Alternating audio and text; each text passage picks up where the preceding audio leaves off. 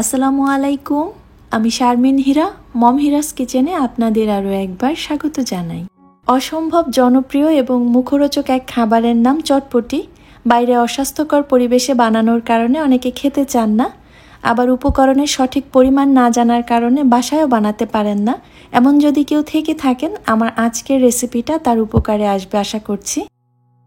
শুরুতেই এখানে মেজারমেন্ট কাপের 1 কাপ ডাবলি বুটের ডাল নিয়েছি, যেই ডালটাকে আমরা চটপটির ডাল নামেই চিনি।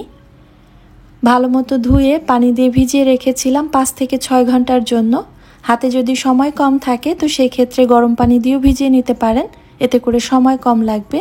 আর এই যে দেখছেন, ডালগুলো ফুলে দ্বিগুণ হয়ে গেছে আর সেই সাথে একটু নরমও হয়েছে, এতে করে আমার সেদ্ধ হতে সময়টাও খুব কম লাগবে। একটা কড়াইয়ের মধ্যে আগে থেকে ভেজানো ডালগুলো দিয়ে নিয়েছি, তার মধ্যে দিয়েছি মাঝারি সাইজের একটা আলু, একেবারে ছোট এক টুকরো দারুচিনি আর ছোট্ট একটা এলাচ মুখ ফাটিয়ে দিয়েছি।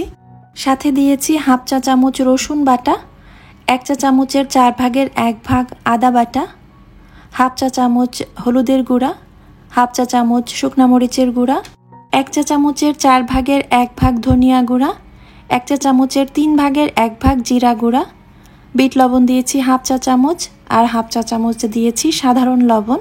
মেজারমেন্ট কাপের 4 কাপ পানি দিয়ে মাঝারি আঁচে ডালটা সেদ্ধ করে নেব। অনেকের ক্ষেত্রে এই পানিতে সেদ্ধ নাও হতে পারে।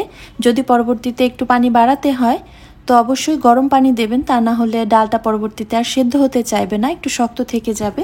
এখানে একটু বড় সাইজের 3টা তেঁতুল টুকরো করে নিয়েছি। এই তেঁতুলগুলো একটু মিষ্টি, এ কারণে পরিমাণে বেশি লেগেছে। এর মধ্যে ফুটন্ত গরম পানি দিয়েছি হাফ কাপ। 10 মিনিটের মতো ভিজিয়ে রাখতেই একেবারে নরম হয়ে গিয়েছে। হাত দিয়ে একটু চাপ দিতেই বীজটা আলাদা হয়ে যাচ্ছে। এগুলো আলাদা করে চেপে চেপে ফেলে দিতে হবে। অনেক সময় দেখা যায় এগুলো হাত দিয়ে তুলে ফেলার পরও একটু দানাদার বা খোসা টাইপের অথবা আঁশ টাইপের ময়লা থেকে যায়, এ কারণে ছেঁকে নিলে সব থেকে ভালো হয়। তো আমি ছাঁকনি দিয়ে ছেঁকে নিয়েছি। এর মধ্যে এখন দিয়ে নিচ্ছি 1 চা চামচ চিলি ফ্লেক্স, 1 চা চামচ চিনি, হাফ চা চামচ লবণ, 1 চা চামচ চাট মশলা। চাট মশলাটা আমার বাসায় বানানো। এই চাট মশলার রেসিপি অলরেডি আমার চ্যানেলে শেয়ার করা আছে, আপনারা চাইলে ওখান থেকে দেখে নিতে পারবেন। আবার চাইলে বাজার থেকে কেনাটা এনেও ব্যবহার করতে পারবেন। এদিকে ডালটা অলরেডি সেদ্ধ হয়ে গেছে। আমি এক্সট্রা যে গরম মশলাটা ছিল ওটা তুলে ফেলেছি। এই গরম মশলাটা দিলে খুব সুন্দর হালকা একটা ঘ্রাণ আসবে, বাজারের কেনা চটপটির যেমন ঘ্রাণ আসে। আবার শুধু হলুদ আর লবণ দিয়েও সিদ্ধ করতে পারেন, আমি দেখেছি সেক্ষেত্রে ডালের গন্ধটা থেকে যায়, খেতে খুব একটা ভালো লাগে না। আর এই যে দেখছেন, ডালটা কিন্তু একদম সেদ্ধ হয়ে গেছে। উপর থেকে দেখে আস্তে আস্তে মনে হচ্ছে।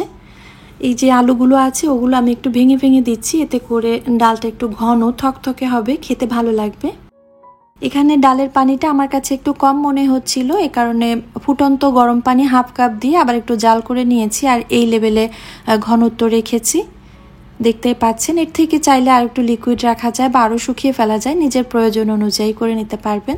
একটু আগে তেঁতুলের যে টকটা তৈরি করেছিলাম ওটা দিয়ে নিয়েছি, তার সাথে দিয়েছি মাঝারি সাইজের একটা ডিম গ্রেট করা, 1 কাপের 4 ভাগের 1 ভাগ শসা কুচি, সমপরিমাণ পেঁয়াজ কুচি, 1 টেবিল চামচ গাজর কুচি, উঁচু উঁচু 1 টেবিল চামচ ধনেপাতা কুচি, 1 চা চামচ কাঁচামরিচ, 1 চা চামচ চিলি ফ্লেক্স, 1 টেবিল চামচ চটপটির মশলা, ফুচকা দিয়েছি 4 থেকে 5টা ভেঙে একটু ছোট ছোট টুকরো করে নিয়েছি।